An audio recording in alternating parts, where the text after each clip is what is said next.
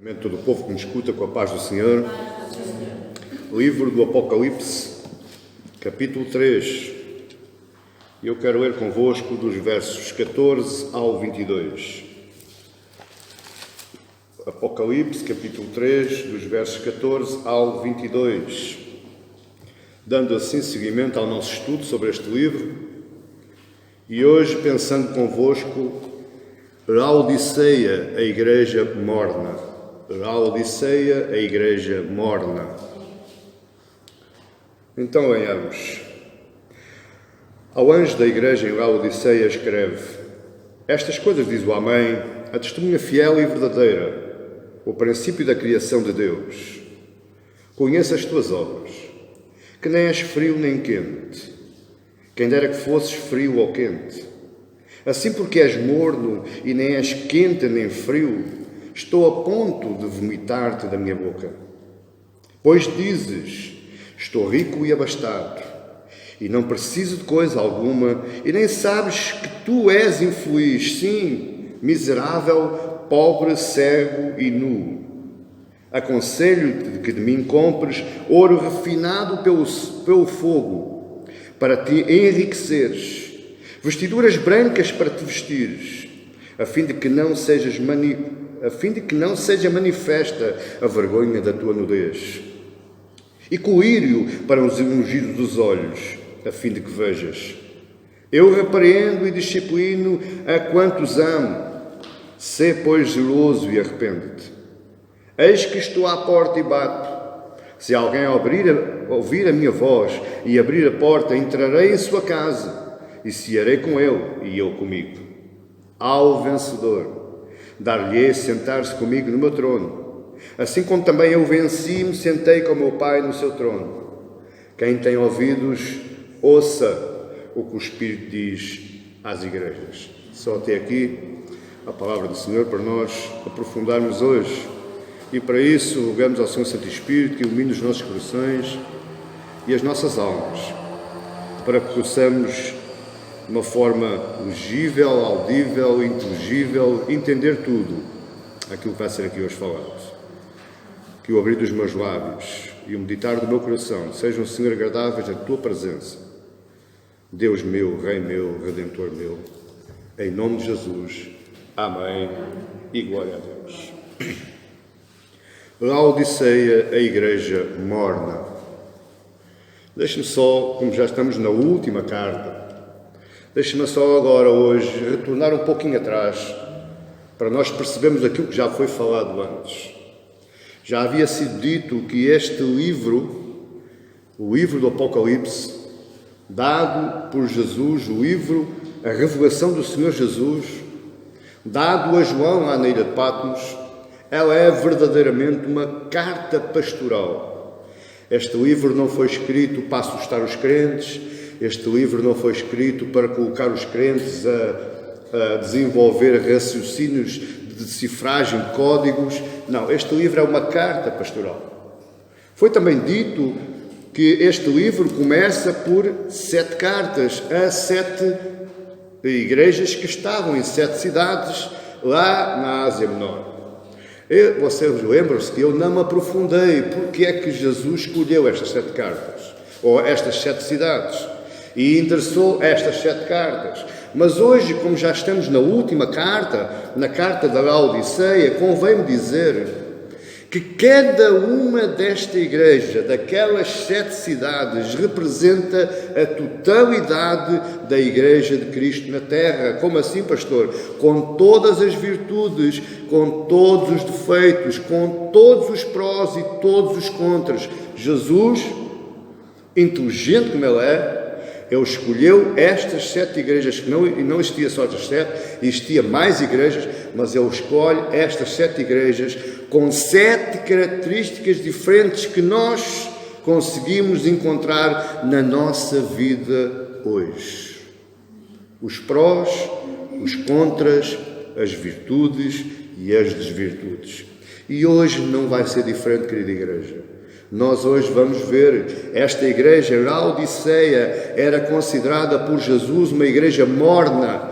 Parece que nem é grave, mas é. E hoje as nossas igrejas estão mornas ou estão amornecidas. Elas precisam de ser ou arrefecidas ou aquecidas. Mas isso é parte do Espírito Santo. É essencial também nós pensarmos que nestas igrejas, como grupos de pessoas, Jesus não está falando para templos de homens, Jesus não está falando para templos de pedra, Jesus não está falando para cidades, Jesus está falando para grupos de pessoas. Ora, se esta igreja Jesus a considera como morna, é porque individualmente ou como um todo, este grupo de pessoas era morno. Por outras palavras, não era só 2 ou 3 pessoas, porque Jesus não está falando para 2 ou 3 pessoas, Jesus está falando para um grupo de pessoas, Jesus está falando para uma igreja, para a sua igreja. Pois bem, dito isto, uma das melhores maneiras de perceber qual o estado das pessoas, se ela está quente, se está fria, se está morna, é pelo ouvir aquilo que eles próprios falam. Por outras palavras, se alguém apenas fala de exames médicos, de diagnósticos médicos, de nomes de medicamentos, nós, logicamente, deduzimos, essa pessoa está o quê? Doente, porque ela apenas só fala naquilo que ela padece. Se as pessoas são saudáveis, elas não vão falar de doenças, a menos que sejam hipocondríacas. Isso é outro tipo de doença.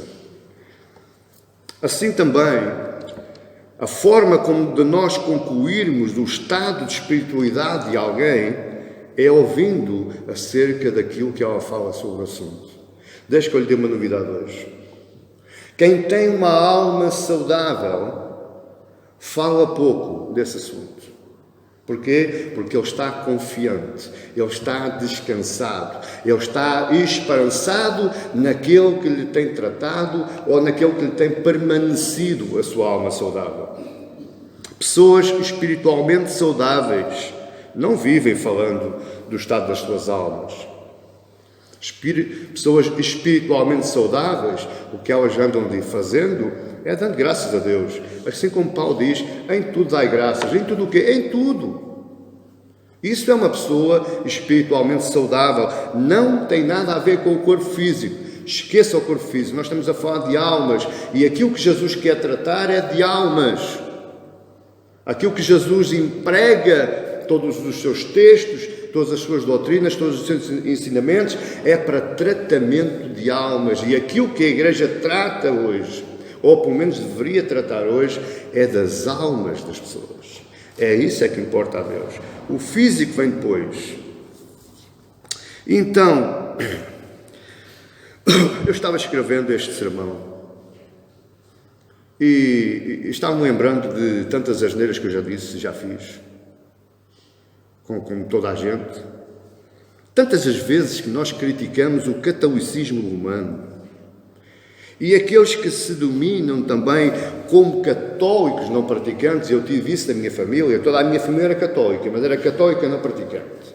Portanto, era católica só nos batizados, nos casamentos e nos funerais. Tudo o resto da vida, era católico não praticante. E eu entristece-me algo que eu vou dizer. Infelizmente, nas nossas igrejas protestantes, nas nossas igrejas evangélicas, está a acontecer exatamente o mesmo. Pessoas que perdem o seu compromisso com Deus. Tornam-se, agora já não é o católico não praticante, agora é o evangélico não praticante, ou, como dizem lá os nossos irmãos brasileiros, os desigrejados. São pessoas que deixaram de ter o compromisso com Deus, o compromisso com a Igreja, o compromisso com a comunhão dos santos, o compromisso com os sacramentos, o batismo e a Santa Ceia. Deixaram, pura e simplesmente deixaram, por várias razões, eu sei. Mas nenhuma das razões que elas apresentam justifica o abandono, a falta de compromisso que eles têm com as coisas de Deus, que eles têm com o Evangelho, que eles têm com a exortação uns aos outros, com o amor ao próximo. São pessoas que já não têm compromisso algum com aquilo que professam. é um vírus que se instalou na igreja de Laodiceia e em todas as igrejas ao redor do mundo hoje. Que Deus nos ajude a não sermos infectados com este vírus. Eu, ao longo da minha vida, já vi tanta gente infectada com esse vírus. Porquê? Porque eram mornos. Porque eram mornos. Porque se fossem ou quentes ou frios, o vírus não chegava lá tão rápido, mas eu já lá vou. Eu já não quero ainda alongar. Esses crentes sofrem da doença de falta de compromisso. Mas não é só os crentes. É a própria igreja que infectou esses crentes que está doente com essa doença. Entende agora? Porquê que Jesus está falando desta forma para a igreja da Laodiceia? A única igreja que só recebe coisas más. E repare algo, todas as outras igrejas, elas tinham um nadinha de falsa doutrina, de falso ensinamento, de falsos mestres. Laodiceia parece, segundo o texto, que ela não sofria desse problema. Laodiceia tinha tudo aquilo que era bom, era rica, era próspera, e possivelmente porque Jesus não falou, Laodiceia não sofria de falsos mestres, nem sofria de falsos ensinamentos. O que a Laodiceia sofria é do vírus da falta de compromisso. Mornidão. Chamados, eu achei um piadão, um pastor, um colega meu brasileiro, chama-lhe os crentes chuchu. Sabe o que é o chuchu? Já comigo, quando era mais novo, mas ele fez-me lembrar o que era o chuchu. O chuchu não tem sabor nenhum. O chuchu pega o sabor daquilo que lá meter. Se você meter galinha, ele pega o sabor de galinha. Se meter carne de vaca, ele pega o sabor de carne de vaca. Se meter carne de porco é igual. Se meter cenoura é igual. O chuchu vai ao sabor dos outros. Não tem sabor próprio. Os crentes mornos, os crentes que sofrem deste vírus, não têm sabor próprio. São os crentes chuchu, os crentes não praticantes. Por isso, eu estou muito à vontade para dizer que o que se passava na igreja da Laodiceia, passa-se hoje também, em várias igrejas, de várias denominações, de vários países. Agora, deixe-me só expor este texto. O que é que Jesus quis dizer àquela igreja? Jesus, como o grande mestre, o grande cirurgião, e você já reparou nas outras cartas, que Jesus diagnostica o problema, Jesus faz um prognóstico para a cura, e Jesus apresenta a cura.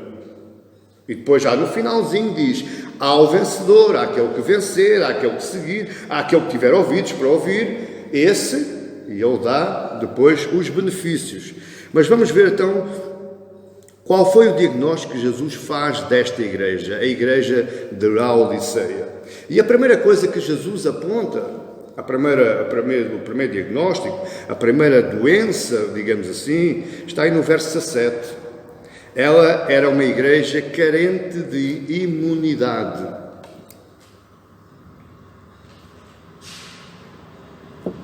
Por outras palavras, para você perceber, esta igreja não era imune àquilo que se passava no exterior.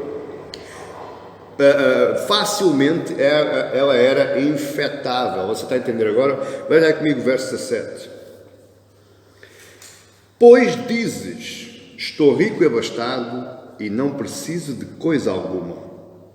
Nem sabes que tu és infeliz, sim, miserável, pobre, cego e nu. Esta igreja, querida igreja, ela deixou-se contaminar com a própria cidade.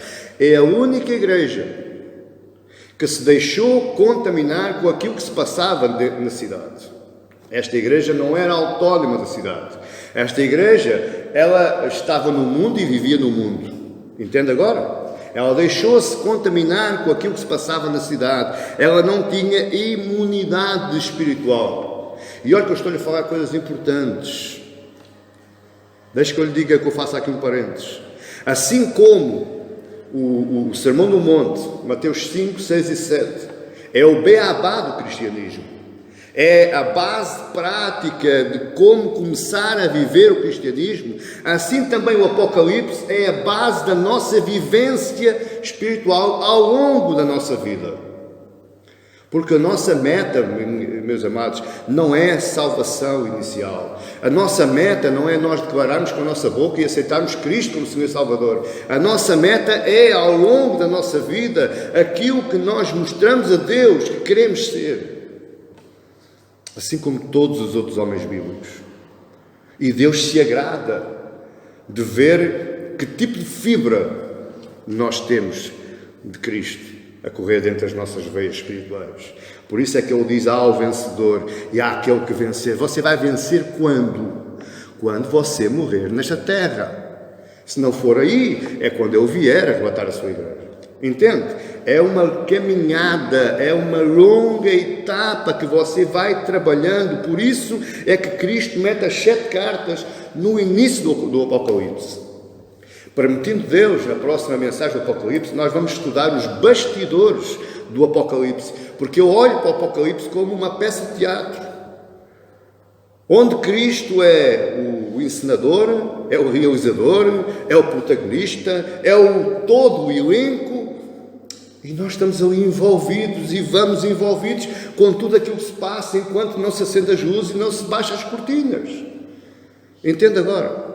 É isto que o livro do Apocalipse nos traz. É a realidade da nossa vida, dia após dia, passo a passo. Então, por que é que Jesus encontra uma igreja carente de imunidade? Porque eles se contaminaram com a doença da própria cidade. Que cidade era esta? A cidade de Laodiceia, fundada no ano 250 a.C. por Antioquio da Síria. Muito bem localizada geograficamente, por isso tornou-se uma importante rota comercial e por causa disso enriqueceu bastante. A igreja foi na onda. A igreja colocou-se também na rota comercial da cidade. A igreja foi também enriquecendo com a cidade. A igreja foi se tornando importante à medida que a cidade se tornou importante. A igreja assume a face da cidade. Veja o que é que Jesus disse que a igreja falou. Verso 17. Pois dizes, estou rico e abastado e não preciso de coisa alguma. Eles estavam cheios. Eles até nem precisavam já de Deus. Estes, pelo menos, meus queridos, não sofriam da doença da prosperidade. Porque eles diziam, estavam ricos e abastados e não precisavam de coisa alguma. Por outras palavras, o povo desta igreja pensava e vivia como qualquer cidadão da cidade de Laodiceia. Não havia diferença. A cidade estava dentro da igreja e a igreja estava dentro da cidade. E assim viviam, descansados, até que no ano 90, depois de Cristo, Jesus manda esta cartinha para lá. E agora, leiam e aprendem, porque eu estou desgostoso. Para quem diz que de Jesus é só paz e amor, ele está dizendo, estou a pontos de vomitar-te. Jesus está enojado com a atitude daquela igreja. Para eles, prosperidade estava acima de qualquer coisa. Eu li algo de um comentarista, de um homem, um escrito daquela altura, do 2º século ou 3º século, não lembro, que eles pensavam, aquela igreja pensava, que toda a prosperidade daquela cidade era sinal que a mão de Deus estava sobre eles. Como a cidade era próspera e a igreja era próspera, eles diziam para si que isso vinha da parte de Deus. E as mesmas coisas pensavam os judeus antigamente. Porque isto eles não inventaram nada. Os judeus, eles baseavam a sua prosperidade, a sua vida normal, ou seja, eles mediam Deus mediante a sua vida normal. Se eles fossem muito prósperos, é porque Deus os abençoava muito. Se eles fossem muito pouco prósperos, tinham que ir correr para o templo, matar carneiros e bezerros, porque tinham pecado e Deus tinha-se afastado deles. Era assim que eles pensavam, era assim que a igreja da Laodiceia pensava, e este é o grande perigo da vida de grande maioria dos cristãos. Eu já ouvi dizer isso. Se tu não és abençoado, das duas uma, ou não tens fé ou estás em pecado. Não tem nada a ver. Deus nunca falou isso. Deus nunca falou isso. Prosperidade na nossa vida terrena não tem nada a ver com Deus. Deus supra as nossas necessidades quando a nossa vida está bem com Ele. Está a entender? Não há volta a dar. Aqui não há chantagem com Deus. Se eu te der muito, dás-me também. Isso não funciona com Deus. O que funciona com Deus é que eu tenho que ser dependente da graça dEle. Eu tenho que ser totalmente dependente, como diz Mateus 5,3. Pobres de espírito, macários, dependentes, rastejantes da graça de Deus. Quando assim acontece, eu estou cumprindo Mateus 6,33, estou buscando o reino, estou buscando a justiça de Deus, e depois o que é que acontece? Todas as coisas me são acrescentadas. Prosperidade não tem nada a ver com Deus. Tem, mas não é assim que nós idealizamos. E não é assim que esta cidade, que esta igreja estava também pensando. E este é o perigo. O nosso perigo hoje. Aquilo que se passa aí, vocês sabem. Não é preciso falar aqui mais. Basta ver no Facebook, basta ver no YouTube, basta ver nas televisões estrangeiras. Você vai ver o que é que lá diz. Prosperidade é bênção de Deus. Ok. É um perigo. É um perigo que nos vai tornar mornos. E é um perigo que nos pode tornar não somente mornos, mas amargurados, frustrados, desanimados. Porque como não acontece como nós queremos, então aí nós culpamos Deus, nós culpamos o pastor, nós culpamos a Bíblia, nós culpamos a igreja, nós culpamos toda a gente, menos a nós próprios. A igreja se destacava por 4 características e Jesus atacou cada uma das 4 características. Quando aí no verso 17 diz assim, e tu nem sabes que tu és infeliz, miserável, pobre, cego e nu. Jesus está atacando os pilares onde a igreja se fundamentava. Agora veja as 4 características principais da cidade, aquilo que sobressaía na cidade. Primeiro, era um centro bancário e financeiro muito importante na Ásia Menor naquela época. No ano 61 d.C., Laodiceia foi destruída por um tremendo terremoto, mas ela se auto-reconstruiu sem ajuda de ninguém e nem mesmo do imperador romano. Eles não quiseram dinheiro de ninguém, nem das redondezas, nem de Roma. Eles reconstruíram-se sozinhos. Segundo, eles tinham um grande centro de indústria têxtil. Eles produziam uma lã que era muito famosa no mundo dos seus dias. Era uma lã caríssima, finíssima, puríssima. E eles, porque tinham essa indústria, eles inchavam o seu peito. Qualquer um fazia isso. Terceiro, era um centro médico de referência. Eles tinham uma muito famosa escola de medicina e fabricavam 2 tipos de unguento que serviam para curar doenças de olhos e de ouvidos. Todo o mundo ia à Laodiceia para ser curado de ouvidos ou de olhos. Todo o mundo que tivesse dinheiro, logicamente, ia à Laodiceia comprar os melhores fatos de lã. Mas em quarto lugar, era um centro termal importantíssimo. Para você saber, porque Jesus podia ter falado para a igreja que estava em Colossos. Paulo falou, mas Jesus não falou. Jesus falou para a igreja de Laodiceia. Estava ali próximo de Colossos. A cidade de Colossos, ela produzia, ou tinha umas fontes de água bem frias. E todas essas águas eram águas termais, eram águas terapêuticas. Ela tinha fontes de água frias. A cidade de Herápolis ficava também próximo de Laodiceia. Ela produzia umas fontes de águas quentes. Agora, Laodiceia não produzia águas.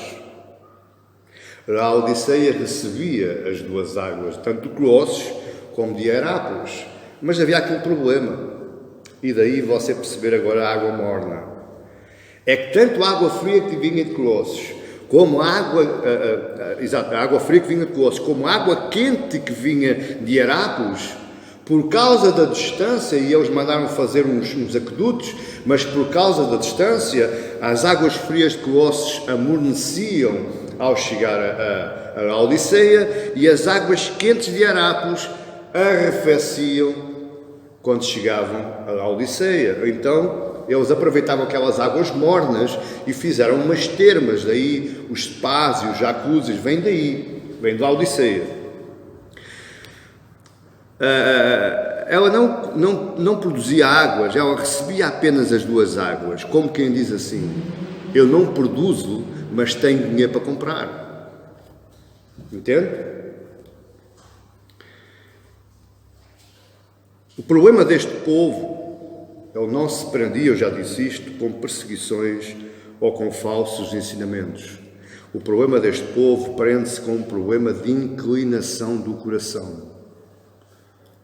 Inclinação do coração. Quem tem, crente que tem o coração mal inclinado ou inclinado para o lado contrário, é espiritualmente indiferente, seja quente, seja frio, é morno, espiritualmente indiferente. Deixa que eu lhe faça uma pergunta.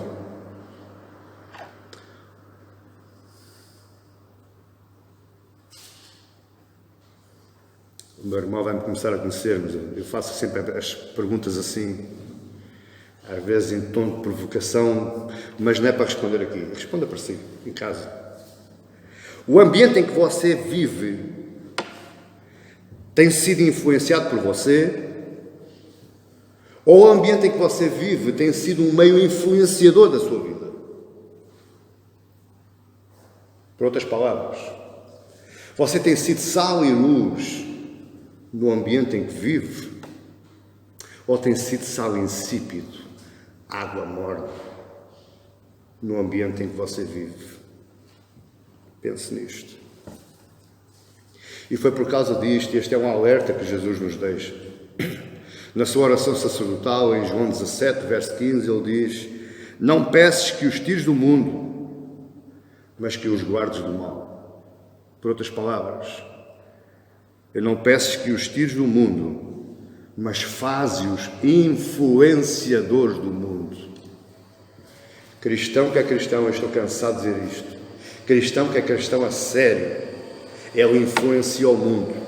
Cristão que é cristão a sério, ele incomoda o mundo. Ele não se vai por ventos de doutrinas, ele não vai porque fazer jeito e vou ganhar aquela alma. Não, você tem métodos e formas de ganhar almas sem se deixar influenciar. Não se deixe influenciar. Seja um cristão frio ou seja um cristão quente, agora não queira a posição do meio.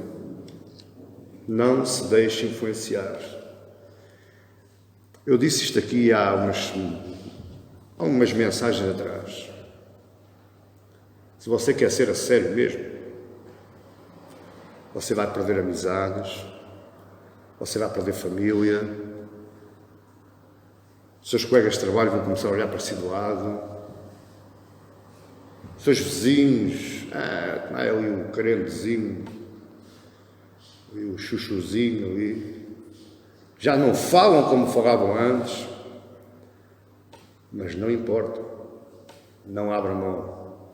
Não se deixe influenciar, não perca a sua temperatura. Como é que eu faço isso? Pela palavra. Porque no mesmo capítulo, João 17, verso 17, Jesus vai dizer: santifica-os na verdade, a tua palavra é verdade. Como é que eu não me deixo influenciar quando eu estou cheio de palavra? Quando eu estou cheio de doutrina, quando eu estou cheio de ensinamento, quando eu estou cheio de Bíblia. É assim que ninguém me influencia. Você que me acompanha no Facebook, você vê agora alguém me chatear, não me chateiam já muito. Porque da mesma forma como o diabo falou para Jesus, ele falou Bíblia para Jesus, mas Jesus não nos deixou influenciar para as suas necessidades, nem para a sua fome, nem para a sua sede, nem para a sua fraqueza física. O que é que Jesus fez? Falou Bíblia para o diabo. E foi assim que ele saiu vencedor. E é por causa disso que você está aqui. Por causa da Bíblia saída pela boca de Jesus. Então não se importe de ser intitulado disto e daquilo. Abra a sua boca, fale Bíblia com amor, com respeito, com compaixão, com misericórdia, sim. Mas com firmeza. Com fidelidade à palavra. E aí você vai ser santificado pela verdade. Porque a palavra de Deus é a sua verdade. Deixa que eu lhe diga outra coisa. O primeiro problema da igreja de Laodiceia era a carência de imunidade. Mas é a palavra de Deus que nos torna imunes ao mundo em que nós vivemos. Você quer vencer o mundo? Leia a sua Bíblia. Você quer vencer o mundo? Medite na sua Bíblia. Você quer vencer o mundo? Apaixone-se pela sua Bíblia. Alimente-se pela sua Bíblia. E não há ninguém, nem nada, que o vá demover da sua fé. Amém, igreja? Não queira ser mais um do Laodiceia, porque eles eram movidos pelo dinheiro, pelo progresso, pela vaidade e pelo orgulho. E aí cumpre-se aquilo que Jesus falou em Mateus 13, 22. Porquê é que eles foram influenciados pelo dinheiro, o progresso, a vaidade e o orgulho? Por acaso eu não sei quem é que pregou naquela cidade. Eu não sei quem é que abriu aquela igreja. Possivelmente alguns dizem que foi João, o apóstolo João, mas eu não tenho a certeza. Mas quem pregou naquela cidade pregou a palavra correta. O pior é que o povo daquela cidade era como está em Mateus 13, 22. O que foi semeado, o que foi pregado entre os espinhos, é o que ouve a palavra, porém os cuidados do mundo e a fascinação das riquezas sufocaram a palavra e fica infrutífera. Aquela cidade era um campo de espinhos, onde a palavra caiu e foi sufocada. Pessoas carentes de imunidade não frutificam. Você quer saber se é imune? Pelos seus frutos. Como diz a Bíblia, pelos frutos os conhecereis. Pelos meus frutos, pelas minhas atitudes, pela forma como eu falo, pela forma como eu estou nesta vida, nesta terra, eu consigo demonstrar se eu estou ou não estou imune às coisas do mundo. Pastor, e as minhas necessidades? E aquilo que eu necessito de viver, isso não é justificação para você perder a sua imunidade. Porque Jesus diz, não andeis depois inquietos por coisa alguma, porque o vosso Pai que está no céu sabe daquilo que vocês necessitam. Então o que é que eu tenho que fazer? Frutificar, voar, deixar-me levar pelos braços do Espírito. Mas isso tudo pela palavra. Se não for pela palavra, não funciona. Deixe que eu lhe dê mais uma novidade hoje. No reino de Deus, quem não frutifica só presta para uma coisa: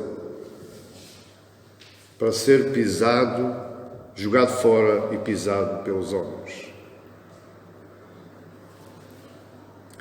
Mateus 5,13 diz: vós sois o sal da terra e a luz do mundo. Se o sal for insípido, para nada presta, apenas para ser jogado no chão e ser pisado pelos homens. Agora, segundo diagnóstico que Jesus faz desta igreja. Primeiro já vimos que era carência de imunidade. O segundo diagnóstico, a igreja sofria com problemas de identidade. A igreja era um pouco psicopata. Ela tinha a ausência de realidade. Ela vivia, mas não vivia neste mundo. Tinha um mundo próprio para eles viverem. E Jesus nos fala isso no verso 7 ainda. Vamos lá outra vez? Pois dizes, estou rico e abastado e não preciso de coisa alguma. Pronto, isto é o que eles pensaram. Esta era a realidade deles, a vivência deles é, estou rico e abastado, não preciso de coisa alguma. Agora, o que é que Jesus diz? E nem sabes que tu és infeliz.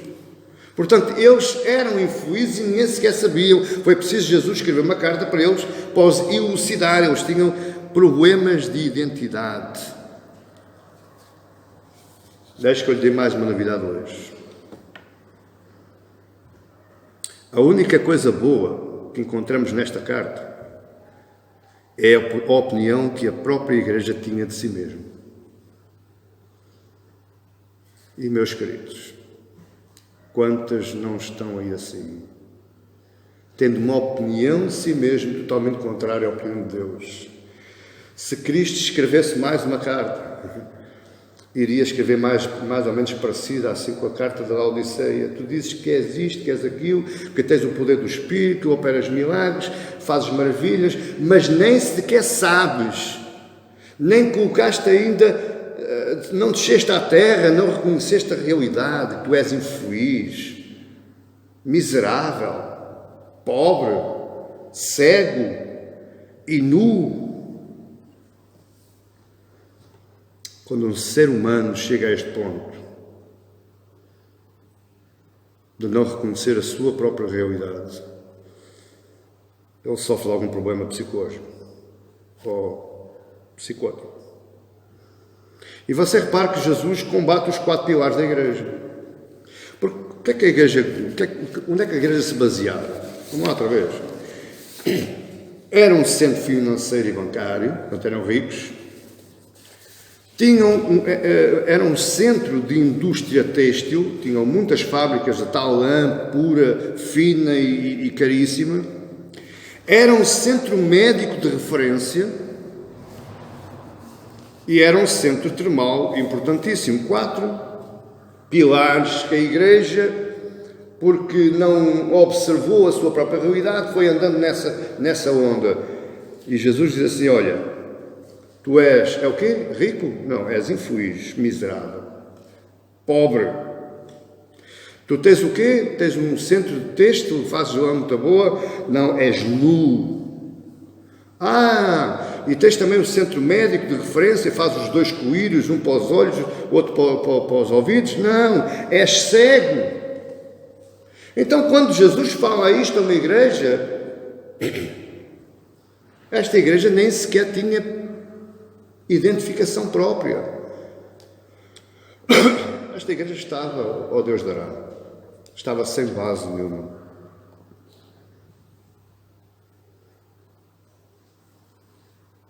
Igreja, deixa que eu lhe diga uma coisa hoje. Só beneficia da graça de Deus. Só usufrui da graça e da misericórdia de Deus quem reconhece que dele precisa de salvação. Deus não é assim tão gracioso que anda aí a derramar graça a rodos. Você tem que reconhecer que precisa de salvação. Exatamente como a mulher de Tiro e de Sidom, ela disse, Senhor, não me importo se tu vais dar aos filhos, se não vais dar aos filhos. Eu apenas quero comer as migalhas. Só aquelas migalhinhas de graça que caem da tua mesa, só isso me basta. O que aquela mulher estava dizendo a Jesus, Senhor, é eu preciso da tua salvação. E para eu ser salvo, eu tenho que ser alvo da tua graça. E quando nós reconhecemos isso, quando nós deitamos estes orgulhos para fora, estas vaidades para fora, nos tornamos então humildes de espírito, nós somos alvo de salvação e alvo da graça de Deus.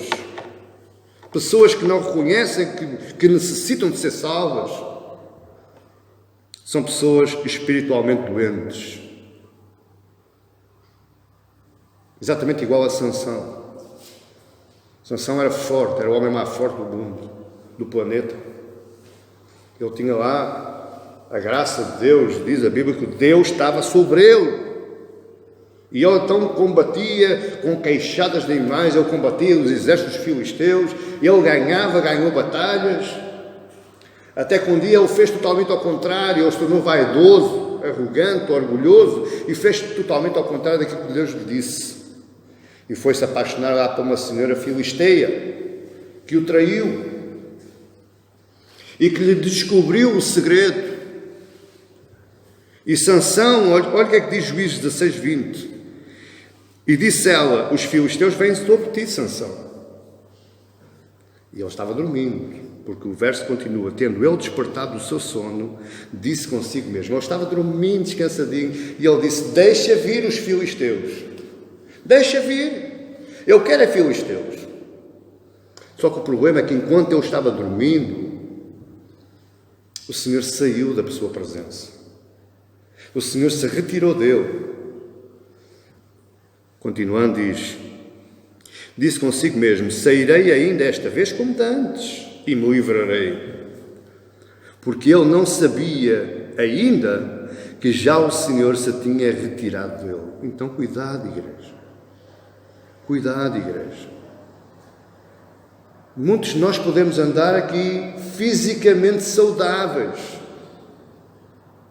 intelectualmente, teologicamente saudáveis, mas espiritualmente doentes, porque o Senhor já cá não mora. Entende?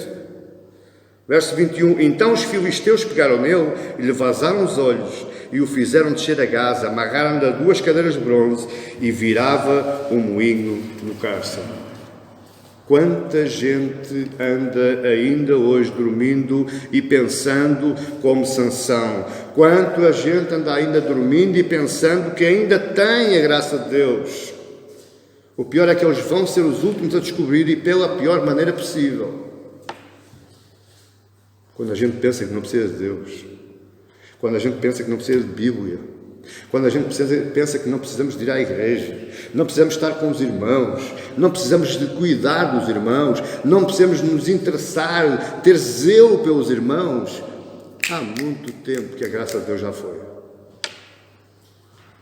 Há muito tempo que a graça de Deus já foi. Então, viver na era da graça dá trabalho. O pecado escraviza sem que ninguém dê por isso. Agora,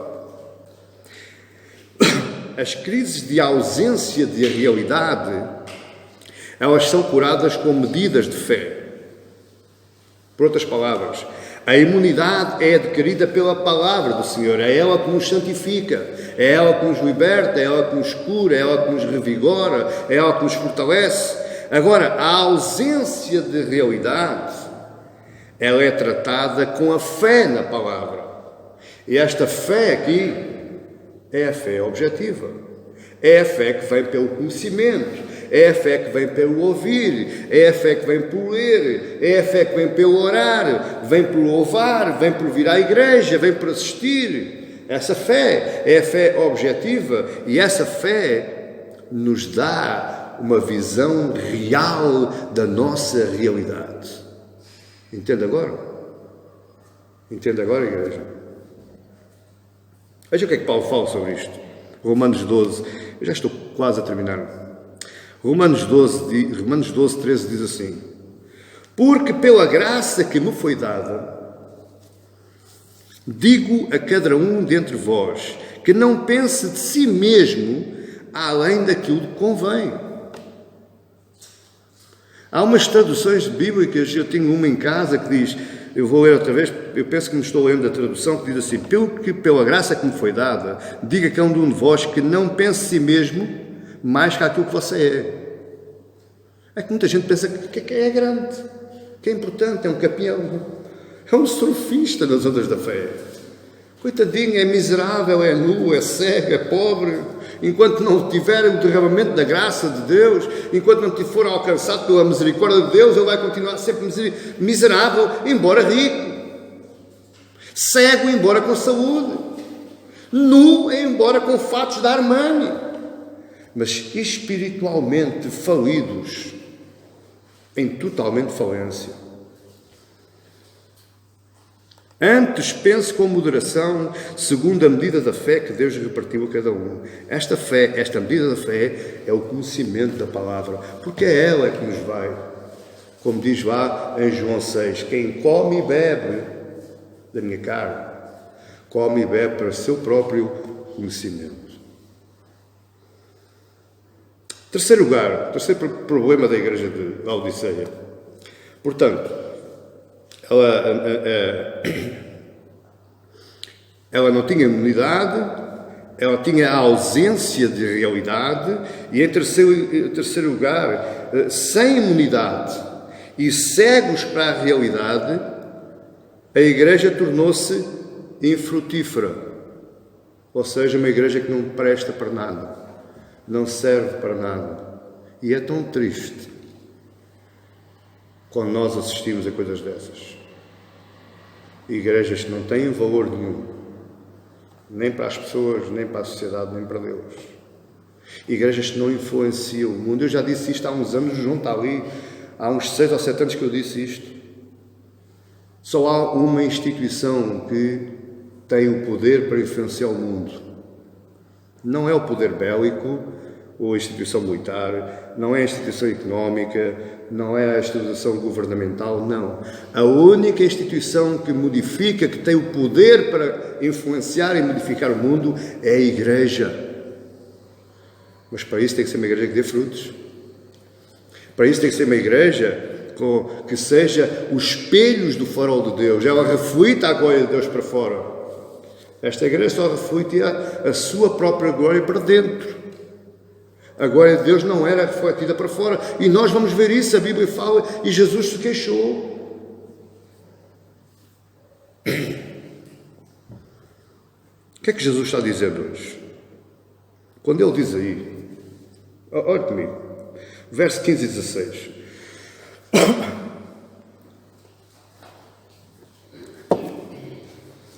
Conheço as tuas obras, que nem és frio, nem és quente.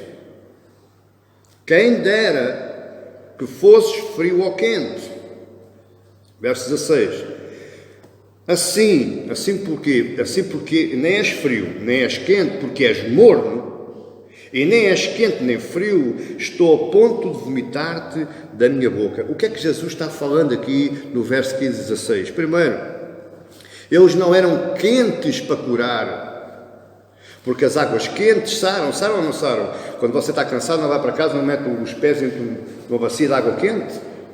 A água quente sara. É com a água quente que você faz um chazinho quando está mal disposto. Se você estiver muito saturado, muito abatido, você vai para baixo do duche e toma o quê? Um banho de água quente para relaxar os seus músculos, para tranquilizar os seus músculos. Portanto, as águas quentes curam, saram. Agora, as águas frias refrescam, matam a sede, dão vigor ao seu corpo. Mas eles não eram nem quentes para curar, nem eram frios para refrescar. Eles eram mornos, insípidos, imprestáveis. Se você beber água morna, sabe o que é que acontece? Estimula o vômito. Não é? Se você ficar mal disposto com uma comida qualquer que você comeu, o melhor remédio que você tem é beber um copo ou dois de água morna, porque vai estimular o vômito. Por isso é que Jesus diz: estou a pontos de vomitar-te da minha boca. Já não te consigo suportar. És imprestável. A igreja que perde a sua autoridade, ela não serve para nada. É um completo engano. Um completo engano. E isso Jesus vai dizendo em Mateus 5,13: vós sois o sal da terra. Ora, se o sal vier a ser insípido, se a igreja já não prestar para nada, como lhe restará o sabor? Para nada mais presta, senão para lançado fora, ser pisado pelos homens. Que Deus nos ajude. Que Deus nos ajude a não recebermos de Jesus um prognóstico destes. Isto dá direito a umas semanas valentes, uns anos valentes de internamento no Hospital da Graça. Porque só Cristo consegue curar esta doença.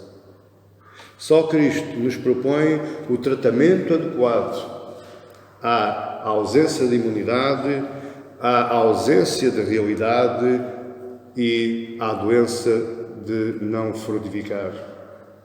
E qual é o tratamento? Qual é a cura proposta por Jesus? E isto Paulo fala-nos em Gálatas 5,19. Ora, as obras da carne são conhecidas e são prostituição, impureza, lascívia, idolatria, feitiçarias, inimizades, porfias, ciúmes, iras, discórdias, dissensões, facções, invejas, bebedices, glutonarias e coisas semelhantes a estas, a respeito das quais eu vos declaro, como já outrora vos prometi, que não herdarão o reino de Deus os que tais coisas praticam. E olhe para mim, por favor, igreja. Assim como Jesus está falando para uma igreja que estava na cidade de Laodiceia, ele não está falando para descrentes. Ele está falando para crentes. Ele está falando para cristãos. Assim, também Paulo está falando para uma igreja. Ele está falando à igreja que estava na Galácia. E aquilo que acontecia na igreja da Galácia estava acontecendo na igreja de Laodiceia. Porque era natural, era o contexto daquela época. O pior é que nós herdámos esse contexto. Nós herdámos essas más obras. Essas obras da carne, esses frutos da carne. Então nós precisamos analisar a nossa alma. É um diagnóstico espiritual imprescindível de nós fazermos todos os dias. Por que você pede perdão a Deus? Já pensou? O pastor diz para eu fazer, eu faço. Sério? O facto de vocês pedir perdão a Deus é a mesma coisa que você está a diagnosticar a sua alma. Olha a prescrição dada por Jesus. Qual foi o medicamento que Jesus deu? Verso 18. Aconselho que de mim compres ouro refinado, pelo fogo, para te enriqueceres, vestiduras brancas para te vestires, a fim de que não seja manifesta a vergonha da tua nudez, e colírio para ungir os olhos, a fim de que vejas. Mais uma vez, Jesus dá o medicamento naquilo que eles mais orgulhosos eram. Lá em cima ele diz que era nu, era pobre e era cego. E ele agora aqui diz, olha, para tu não seres nem nu, nem pobre, nem cego, nem infeliz, nem miserável, compra de mim ouro refinado, compra de mim vestiduras brancas e compra de mim colírio. Portanto, amada igreja, o medicamento vem do Deus, vem do Cristo. E o medicamento já foi derramado naquela cruz. O medicamento chama-se arrependimento, através do sangue de Cristo. Quem toma esse medicamento é, como diz lá Romanos, nenhuma condenação há para aquele que está em Cristo. Adquirir Jesus valores que não são do mundo, ouro, vestimentas, cura, saúde. Olha o que é o ouro refinado que Jesus fala. O ouro refinado, ele fala lá atrás nos tesouros do céu. Não ajunteis para vós tesouros no céu, antes ajuntai tesouros da terra, antes ajuntai tesouros do céu. Então o ouro refinado são os tesouros do céu. Ou seja, é a palavra de Deus que é acreditada, é depositada no banco do meu coração. Esse é o ouro que nós temos comprado de Cristo. É a palavra de Deus. Vestiduras brancas é a santidade pela palavra, é a lavagem da nossa alma pela palavra de Deus. É a busca pelas virtudes espirituais para o bem. Que é aquilo que você depois vai ler lá em Gálatas 22, que é, mas os frutos do Espírito são amor, paz, gozo, longanimidade. Esses as vestiduras que você vai comprar de Jesus. E o colírio, o que é o colírio? Que Jesus diz para ir lá também buscar a ele. É o conhecimento da palavra. É a visão bíblica da vida. Não percebi, pastor, eu vou-lhe explicar. Há muitas pessoas que só têm visão bíblica dentro da igreja, mas fora da igreja a Bíblia não conta. A nossa visão bíblica, ela tem que ser dentro da igreja e ela tem que ser fora da igreja. A minha vida, tanto dentro da igreja como fora, ela tem que ser regida pela Bíblia.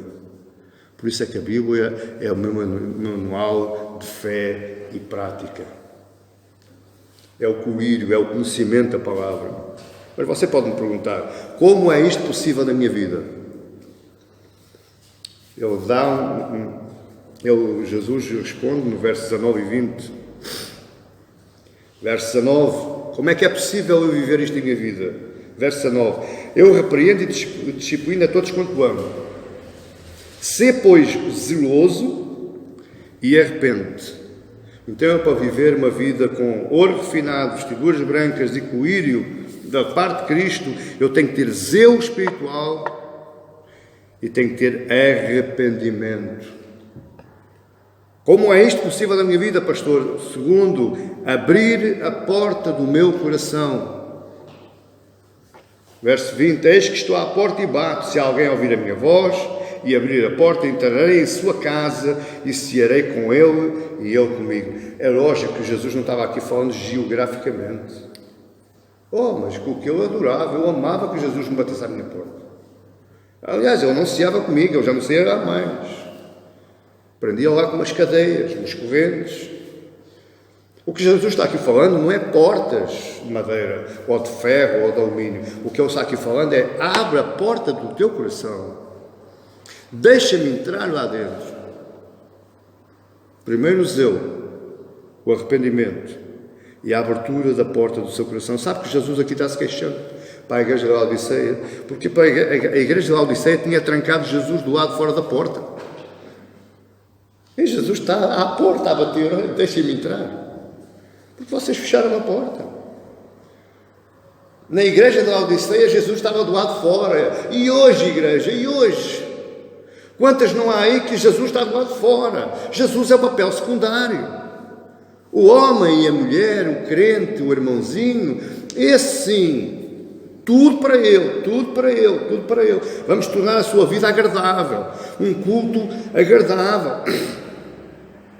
E Jesus? E Deus? Os coros, as músicas, é tudo em função do coração de quem está a ouvir aí. Só que a gente esquece é que os coros e as músicas são orações que saem da nossa alma, melodiosamente subindo, a encher suave como um incenso, e ele vai ser arrecadado nas 24 taças de prata lá em cima, pelos 24 anciãos, e levados à presença de Cristo. Portanto, não podemos deixar Cristo lá fora. Você está a me entender? O que ele está a dizer é, seja zeloso espiritual, arrepende-te, reconhece-te, e depois deixa-me entrar porque eu vou fazer o resto. Quantas vezes Jesus tem batido à porta do seu coração e você nem deu conta?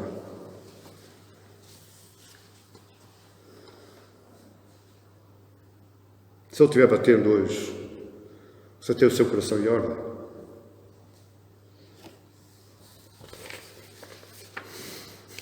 Terceiro e último lugar, como é que é possível eu viver isto? Em terceiro lugar, alegrar-me com Deus. Se eu não me alegrar com Deus, eu vou me alegrar com quem? Com as coisas do mundo, com as festas, com as riquezas, com o bem-estar, com o reconhecimento, com o meu status social. Agora até, queridos, deixem-me dizer isto, eu digo isto com tristeza. Existem colegas meus pastores que metem no Facebook, eu sou uma figura pública.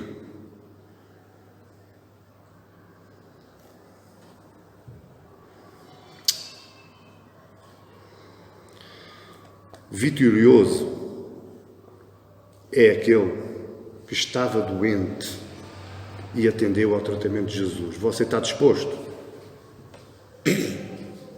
Verso 21, ao vencedor dá-lhe sentar-se comigo no meu trono. Você quer se sentar com Jesus no seu trono? Assim como também eu venci e me sentei com o meu Pai no seu trono. Então, se você quer, abra os seus ouvidos à voz do Espírito. Ouça bem aquilo que você ouviu hoje aqui. Finalizando esta 7ª carta, você que me tem acompanhado, se não conseguiu no YouTube, está lá, é só ir lá, comece na primeira mensagem e ouça esta novamente. Você sabe que estas cartas foram escritas para nós, para si e para mim. Estas cartas não estão tão longe na nossa vida como nós pensamos. Estas cartas querem alcançar igrejas de Esmirna. Amém? Ansiemos hoje, clamemos hoje a Cristo, para que ministre o colírio nos nossos olhos, para que seja Ele a nos vestir com as vestiduras santas, mas principalmente para começar por este está cá dentro. Este coração extremamente enganoso, que quando nos informa a nós que tudo está bem, nós estamos de rastros. Deixe Deus entrar, deixe Deus tratar, deixe Deus revisar e depois sente-se no trono da graça com Cristo Jesus. Amém, igreja? Que Deus nos possa abençoar em nome de Jesus.